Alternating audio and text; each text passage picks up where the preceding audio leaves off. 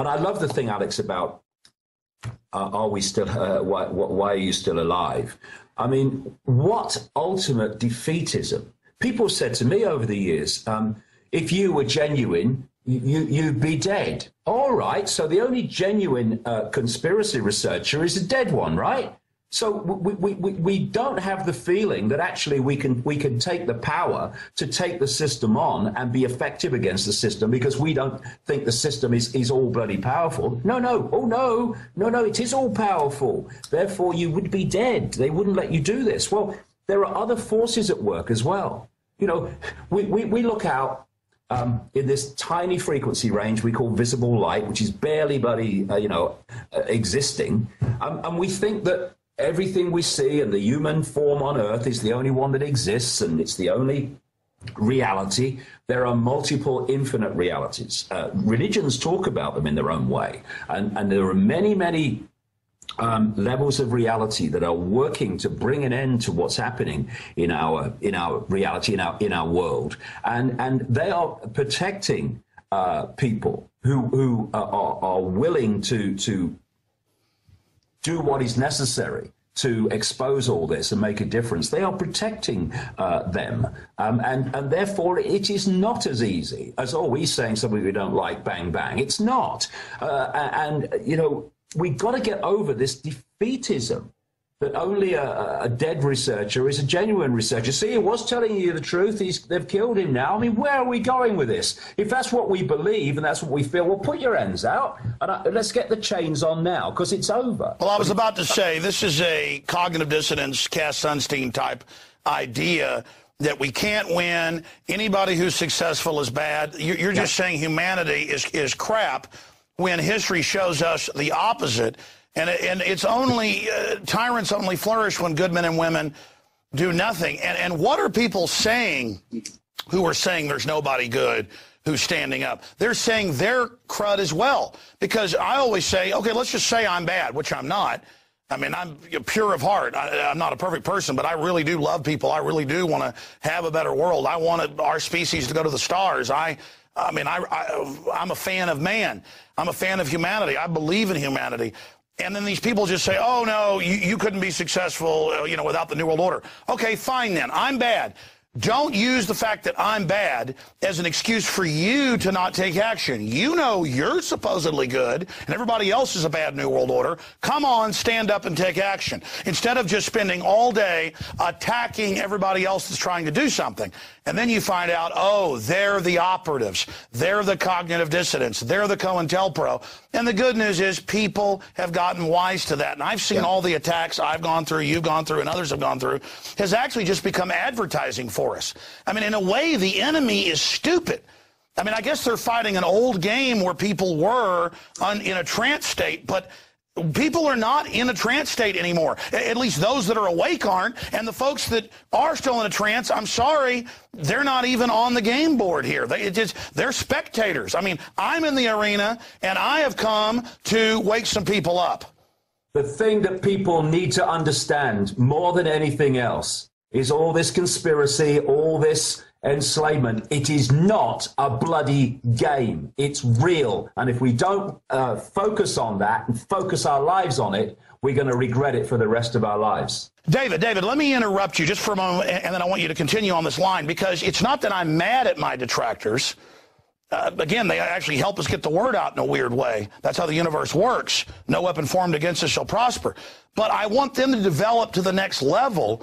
And I see them more as like hobbyists who think that if they spend all their time critiquing other people who are awake and involved, that somehow it's like a scalp, that if they've bashed David Icke or they've bashed Alex Jones or they've told us, that, oh, they're really an agent or they're scum, when obviously you're not an agent and I'm not an agent.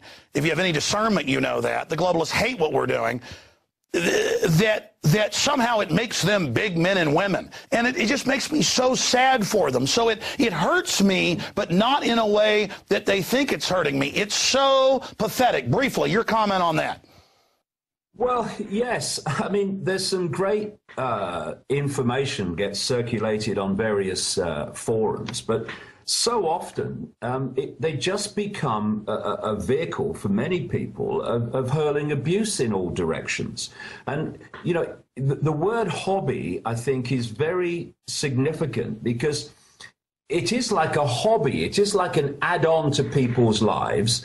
And we're dealing with a situation where it has to become the focus of people's lives. If anyone's got children and grandchildren, and you say, oh, I just want to do the best for my children, well, this has got to be the focus of your life then, if that's your motivation. Not an add-on, not an, oh, it is slightly interesting, and certainly not just winning points over. I see it all the time. See, I know more about this conspiracy than you do. It says bong bong postings, or, you know, or whatever on a forum, and they're just playing at it. It's a playground at that level, and we need adults, not children, involved. And I just ask them, please look around you, look at what's happening, stop being a juvenile and start being an adult so you can actually make a difference instead of it being just an add-on to your life and a bit of fun and a bit of a hobby. This is not a game. This is real. And if we don't treat it as such and focus on it as such and support each other as such, then we're going to regret it for a very long time. Exactly. I mean, pediatric cancer, some of them are up 10,000 percentage points. I go out in public and there's kids with shaved heads with chemo injectors on their arms everywhere. I mean, they're murdering us. Yeah. And you know what? I'm here trying to wake people up, and I know a lot of them are operatives, but others are just screwed up people, and it's like sick. It's like, wow. Yeah. You know, we've got, this is real. I'm putting my life on the line. You are. We know how, this is not a game. I got chills when you said that. Truer words have never been said. Yeah, I mean, and, you know, all you can do is try to get these people to see what they're doing. You know, they think they're so informed, a lot of them. See, I know more than you do. Well, how informed are you? Let me ask a question. Apart from making attacks on people on forums and stuff like that, what do you actually do to make a difference? Because if you really knew what was happening and what is planned, then your focus would be on making a difference, not lambasting someone and winning brownie points and some intellectual bloody nonsensical game that they play. You would see that we have to focus on this and make it the focus of our lives. David, so if you're not doing that, don't tell me you understand the conspiracy, because you clearly don't. Exactly. I mean, I'm throwing everything I got against him, and I feel like dirty rags that I'm not doing more. And then when I see them in the infighting and all of it, makes me so sad, because we need their energy to fight the darkness. That's what we're going to call this piece tonight. David Icke, this is not a game.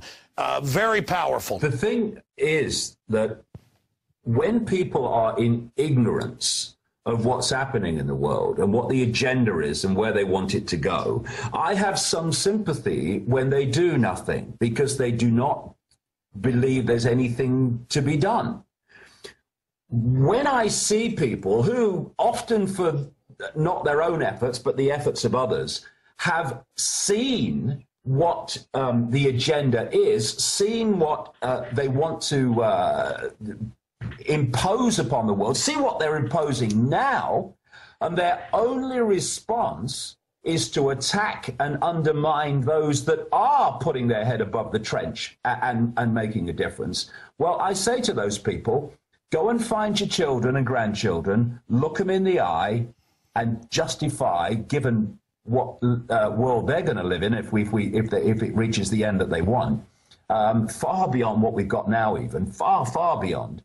And you justify to them attacking and trying to undermine, often exploit those who are trying to make a difference. That ignorance, therefore no action, I can understand. Knowing what's at least a good part of what's happening and then seeking to undermine those who are trying to expose it, that turns my stomach. And one day when they wake up, it will turn their own. Yeah, it's bad luck. My gut just tells me those people have no idea what they're buying into. Because when you know the truth and decide to join evil, that is the ultimate sin. David Icke, our interviews just get better and better over the years.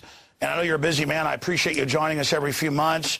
And I look forward to having you back on soon, davidicke.com. I have to say, I've been saying this every interview in the last few years, but this is our best interview so far. I mean, be honest, in your gut, don't you feel like this is the best interview so far?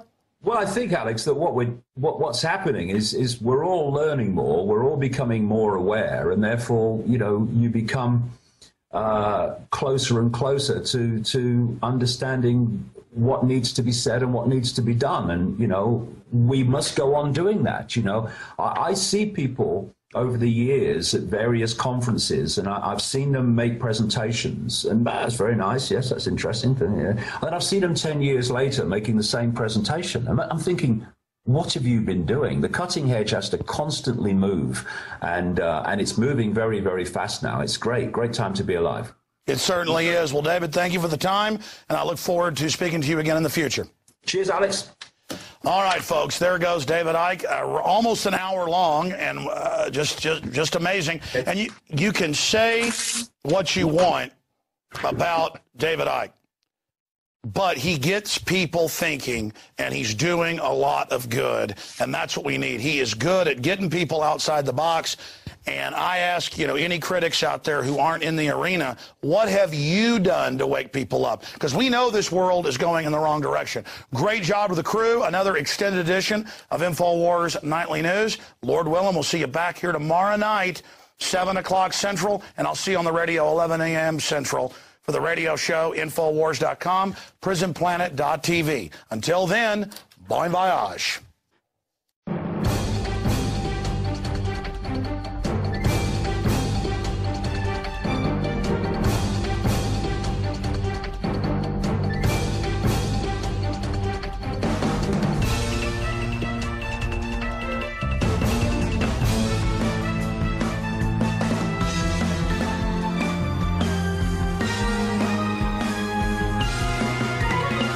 Graceful right out front.